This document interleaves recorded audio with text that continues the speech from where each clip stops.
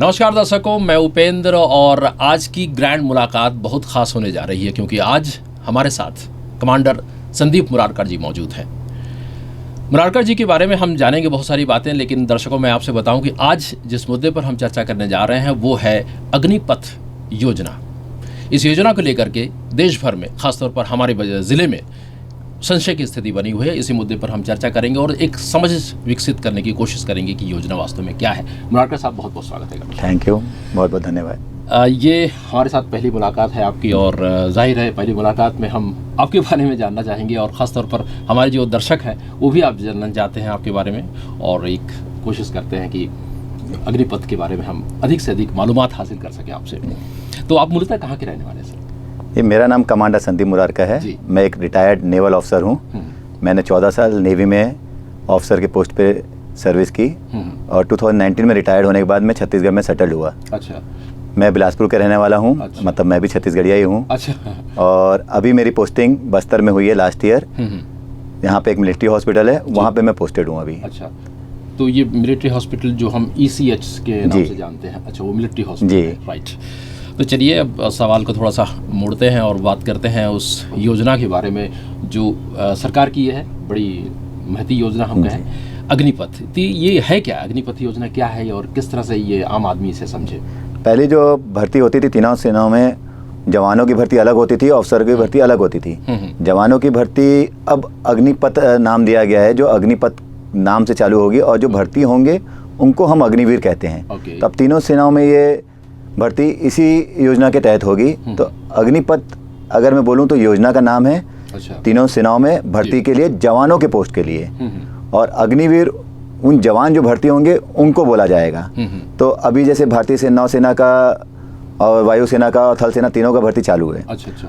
अभी हमारी खुशकिस्मती है कि बस्तर में भी, छत्तीसगढ़ में भी अभी भारतीय थल सेना का भर्ती चालू हो रहा है, जिसका फॉर्म भरने का लास्ट डेट 3 सितंबर है। फॉर्म भरना ऑलरेडी चालू हो गया है और 3 सितंबर लास्ट डेट है।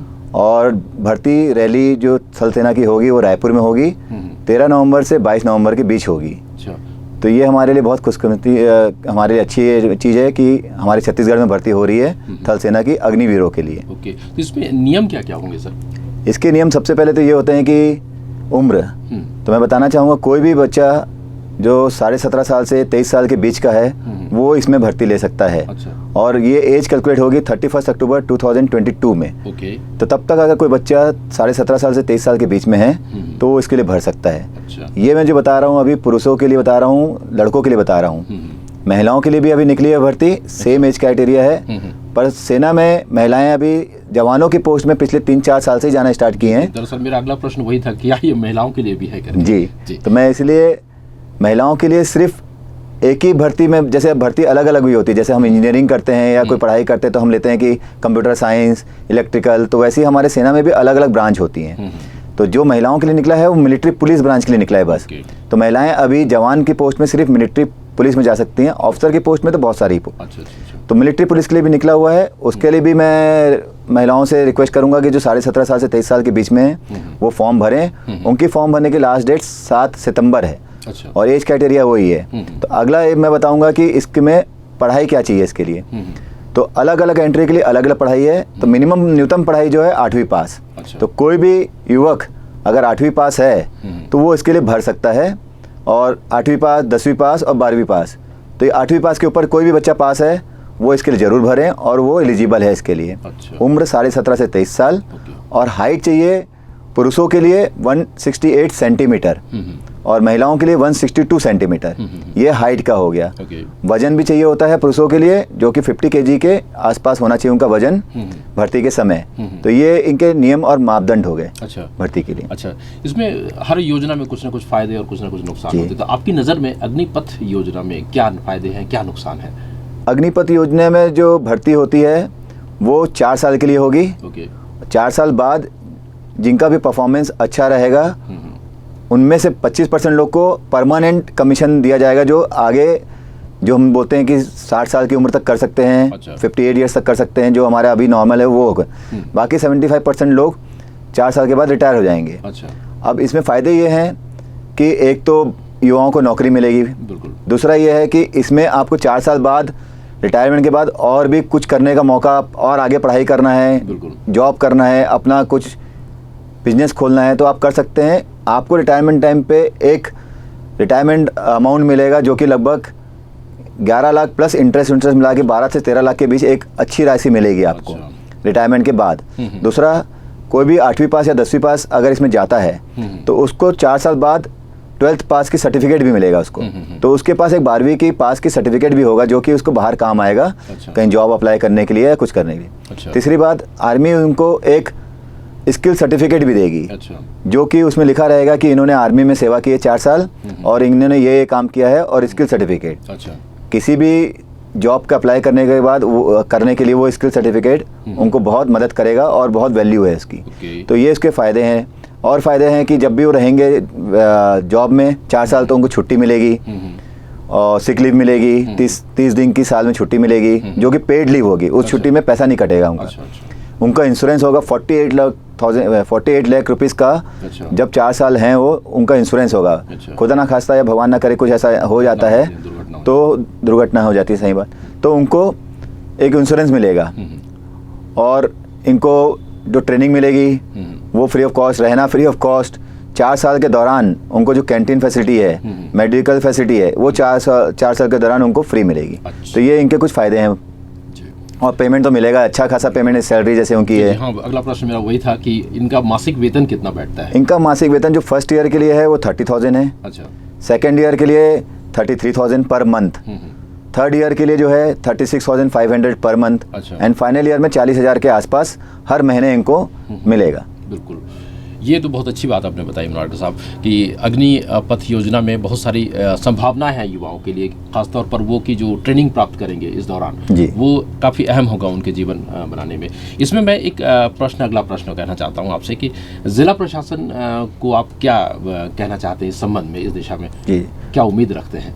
मैं बस्तर आया था तो सभी का बस्तर आने का जो सोचते हैं बस्तर के बारे में सबका माइंडसेट अलग होता है, पर जब मैं आया, अब मेरे को 1 साल हो गए, मैंने देखा बस्तर में बहुत पोटेंशियल है हर चीज़ से। यहाँ के बच्चों में भी बहुत पोटेंशियल है।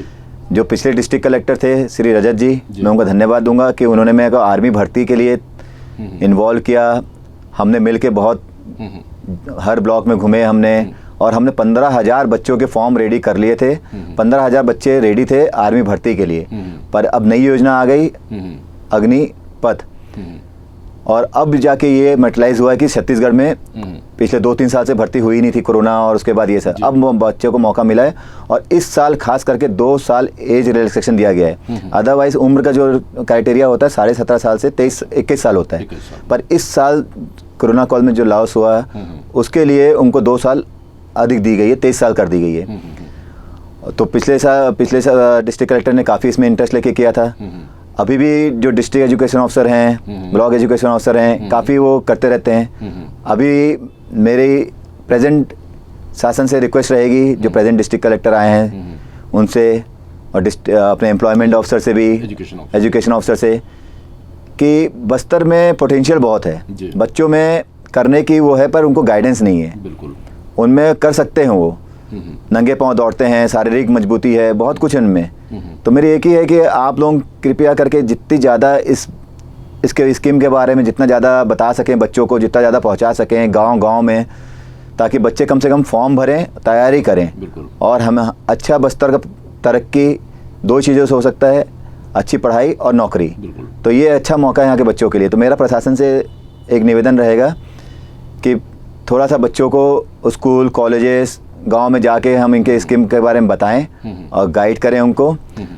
मेरे से या मेरे और फौजी भाइयों से कुछ भी हेल्प चाहिए, हमारी कुछ भी कहीं भी सहायता या हमारी किसी भी टाइप की गाइडेंस रहेगी तो हम हमेशा एक पैर पर तैयार हैं प्रशासन की हेल्प करने के लिए। सर, आप ECH हॉस्पिटल से जुड़े हुए हैं, इसके बारे में थोड़ी सी जानकारी दे दीजिएगा। आखिरी प्रश्न है हमारा। ECH जो होता है, इसको फुल फॉर्म है ex serviceman contributory health scheme. इसमें क्या होता है, जब कोई फौजी रिटायर्ड होता है तो उनका हम एक छोटा सा अमाउंट पैसा काटते हैं रिटायरमेंट टाइम पे, उनको लाइफ टाइम मेडिकल फैसिलिटी देने के लिए।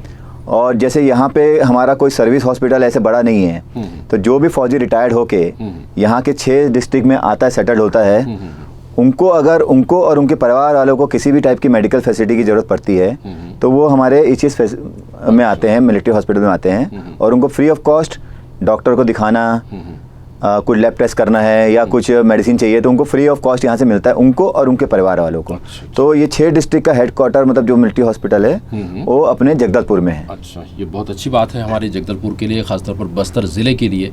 मुनारकर साहब, एक प्रश्न मेरे जहन में ये उठता है कि जो स्कूलों में इस तरह से जागरूकता अगर फैलाने की बात होती है या की जाए या योजना बनाई जाए तो क्या सुझाव देते हैं आप एजुकेशन डिपार्टमेंट के या फिर तमाम जो स्कूलों को? हम इसकी प्लानिंग ऐसे कर सकते हैं कि जैसे बाकी जिला प्रशासन भी कर रही हैं, बिलासपुर, रायपुर जैसे कर रहे हैं, तो हम ये कर सकते हैं कि एक तो पंपलेट बना लें इनका कि योजना के बारे में क्या है योजना, कौन, जैसे मैंने बताया उम्र, हाइट, पढ़ाई, एक हम पंपलेट बना लें रोजगार एम्प्लॉयमेंट ऑफिस के साथ मिलके। फिर दूसरा हम मीटिंग ऑर्गेनाइज कर सकते हैं हर ब्लॉक लेवल पे और हर स्कूलों में जाके, चाहे मैं जाऊं या कोई और मतलब एम्प्लॉयमेंट ऑफिस से या मेरे फौजी भाई लोग कोई और जाएं और वहाँ बताएं कि ऐसी स्कीम है और कौन भर सकता है कौन नहीं भर सकता, क्या फ़ायदे हैं क्या नुकसान हैं, ब्लॉक लेवल पे हम करें ऐसे। उस स्कूल में जाएं, कॉलेज में जाएं, पंचायत में चले जा सकते हैं, पंपलेट बांट सकते हैं और हम उनको इकट्ठा करके बता सकते हैं कि भैया लास्ट डेट 7 तारीख है, 3 सितंबर लास्ट डेट है पुरुषों के लिए, तो कृपया फॉर्म भरें, पहले डॉक्यूमेंट इकट्ठा करें, फॉर्म भरें, उसके बाद इसकी दौड़ने और फिजिकल तैयारी जो भी करनी है उसके बाद हम करें। जिसका फॉर्म भरा जाएगा, सबमिटेड सक्सेसफुली आ जाएगा, उनको हम करें। तो हम ब्लॉक लेवल पे और पंचायत लेवल पे गांव में जाएं, स्कूल में जाएं, कॉलेजेस में जाएं और सबसे इम्पोर्टेंट बात इसमें एनसीसी वाले बच्चों को भी हम पकड़ें। एनसीसी वाले बच्चे इसमें बहुत इम्पोर्टेंट रोल प्ले करते हैं क्योंकि एनसीसी वाले बच्चे जो C सर्टिफिकेट क्वालिफाइड हैं उनको जो 3rd स्टेज है इसका रिटर्न एग्जाम होता है। 1st स्टेज होता है इसका फिजिकल, दौड़ना जो होता है, 2nd स्टेज होता है मेडिकल, और जो फिजिकल और मेडिकल में क्लियर हो जाता है उनको रिटर्न एग्जाम होता है 2-3 महीने बाद। अच्छा। तो रिटर्न एग्जाम में एनसीसी C सर्टिफिकेट जिनके पास है उनको रिटर्न एग्जाम 100 मार्क्स का होता है, वो देना ही नहीं है। अच्छा। तो वो बहुत आगे आ जाते हैं। तो ऐसे बच्चे तैयारी करवाने में और करने में बहुत अच्छे हमारे लिए मददगार होंगे। तो हमारे को ये है कि एनसीसी C सर्टिफिकेट बच्चों को हम ढूंढें जो एनसीसी C सर्टिफिकेट पास है। और शासन से ये कहूँगा कि ब्लॉक लेवल पे और स्कूल लेवल, कॉलेज लेवल पे जितने हम जाके प्रचार कर सकें, बता सकें, पंपलेट बांट सकें, मौखिक बता सकें, उतना हम करें। और सबसे पहला स्टेप बस ये है कि फॉर्म भरवाने में हम मदद करें, डॉक्यूमेंट इकट्ठा करें और उनको ऑनलाइन फॉर्म भरवाएं। तो मेरा यही सुझाव रहेगा बस। एक आखिरी सवाल, ये अग्निपथ में जो भर्ती होगी अग्निवीरों की, उसकी परीक्षा कहाँ होगी? इसकी परीक्षा अभी इस बार जो परीक्षा जो होती है, मतलब परीक्षा 3 स्टेज में होती है। पहला तो ऑनलाइन फॉर्म तो कहीं से भी भर सकता है, अपने घर से भर सकता है, अपने जो सर्विस सेंटर होते हैं कंप्यूटर सेंटर वहाँ जाके भर सकते हैं लोग। फॉर्म जब भरा जाएगा तो उसके बाद उसको रिटर्न में इसका दौड़ भाग जो होता है फिजिकल वो करना होगा, वो रायपुर में है इस बार। अच्छा। तो उनको 13 नवंबर से 22 नवंबर के बीच एडमिट कार्ड में किसी एक दिन उनको डेट दिया जाएगा कि 13 नवंबर या 14 नवंबर 15 नवंबर को आपको इतने बजे यहाँ आना है। तो उसको एडमिट कार्ड लेके और बाकी डॉक्यूमेंट लेके रायपुर जाना है उस तारीख को। तो उसका वहाँ पे फिर फिजिकल होगा, फिजिकल में क्लियर हो जाता है तो 2nd स्टेज उसका मेडिकल होगा। मेडिकल में हो जाता है तो उसको वहीं पे बता दिया जाएगा कि आप क्वालिफाइड हैं, आपका रिटर्न एग्ज़ाम का एडमिट कार्ड ये है, आप जब भी रिटर्न के एग्ज़ाम का पब्लिकेशन आएगा, नोटिस आएगा, तो आप कृपया करके रिटर्न एग्ज़ाम के लिए आइएगा। तो पहले 2 स्टेज है, तो इस बार ये है रायपुर में हो रही है इस बार। चलिए मुनारकर साहब, बहुत अच्छी बातें हुई आपसे अग्निपथ योजना को लेकर के। अब मुझे उम्मीद है कि दर्शकों की जो एक तरह से संशय की स्थिति थी वो दूर हो गई होगी, अग्निपथ के बारे में मुकम्मल जानकारी हमें मिल गई होगी। आपसे बातें करने को बहुत सारे हमारे पास प्रश्न हैं लेकिन वक्त का तकाज़ा है, आपको विदा करना होगा। बहुत बहुत धन्यवाद। थैंक यू मुझे यहाँ बुलाने के लिए, और मेरा निवेदन है कि आप लोग ज़रूर इस स्कीम का फ़ायदा उठाएँ और फॉर्म भरें। थैंक यू, जय हिंद। धन्यवाद यहाँ बुलाने के लिए, बहुत बहुत धन्यवाद। बहुत बहुत धन्यवाद। ये थे रिटायर्ड कमांडर संदीप मुरारकर जो हमें बता रहे थे अग्निपथ योजना के बारे में। अगली बार किसी अन्य शख्स के साथ आपकी मुलाकात हम ज़रूर करवाएंगे। तब तक मुझे दीजिए इजाज़त। नमस्कार।